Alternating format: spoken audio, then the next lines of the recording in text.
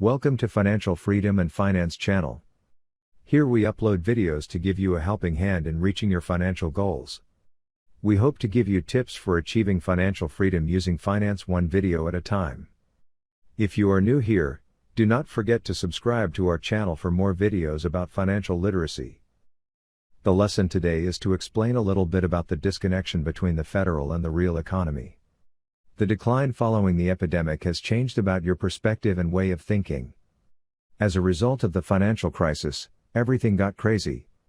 This happened because the Federal Reserve intervened, which caused the markets and the real economy to become wildly disconnected. They essentially produced $4.5 trillion worth of money. They liked to hit a button to accomplish that, and they reduced rates to zero. They mostly collaborated with other central banks, like the Bank of Japan, the European Central Bank, and others, to genuinely do the same thing, and for a time, the globe was supported by this manufactured, bogus money.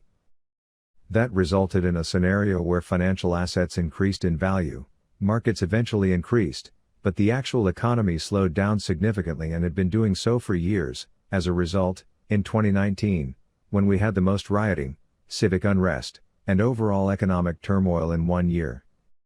It was regarded as the highest year of such sort even after all this year of phony money and all these years of cheap money of disturbance up until this point, and after 2019 the Fed returned to zero interest rates.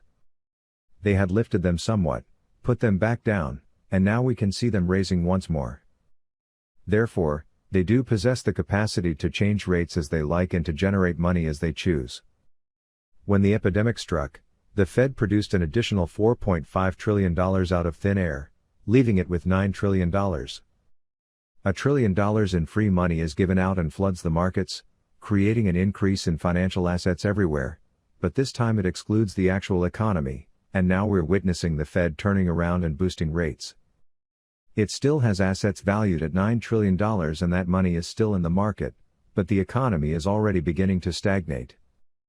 But what we're repeatedly witnessing is when the Fed gets involved, it benefits markets.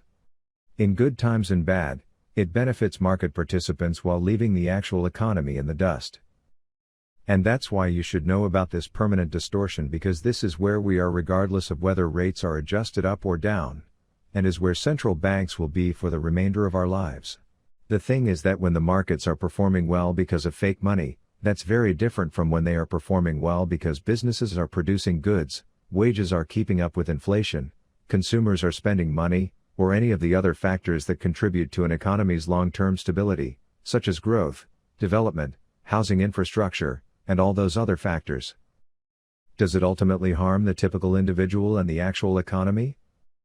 The difficulty is that it just makes the bankers wealthy because they are moving all that stuff, which is what generates what we refer to as the everything bubble, in which real estate prices, stock prices, and bond prices all rise. It enriches bankers since they don't care where the money goes.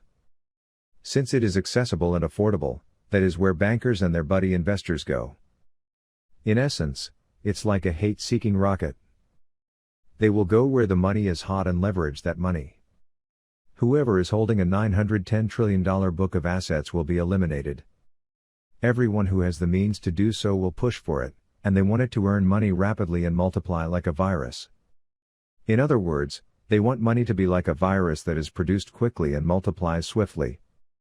However, that does not imply that it has the endurance to generate a steady stream of income over time. That is it for today's video. I hope you were able to learn a thing or two about the disconnection between the federal and the real economy, handling your finances, and where you should get started if you want to achieve financial freedom. We will see you in the next video.